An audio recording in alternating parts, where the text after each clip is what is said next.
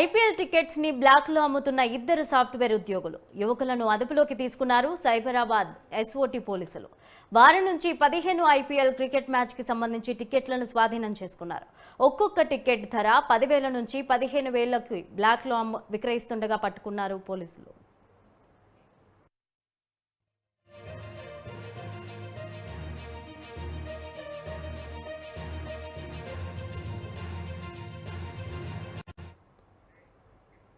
ఇక ఇదే అంశానికి సంబంధించి మరింత సమాచారం మా క్రైమ్ బ్యూరో కృష్ణ అందిస్తారు. కృష్ణ, చెప్పండి.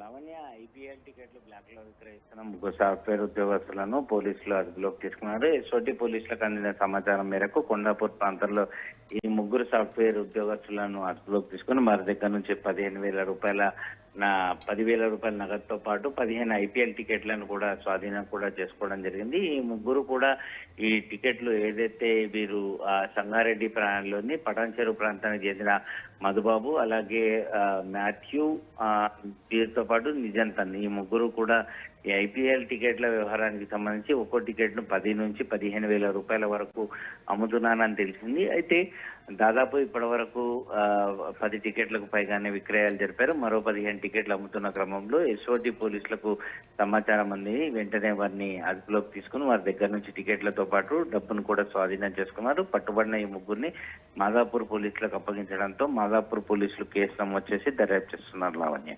Right, thank you Krishna.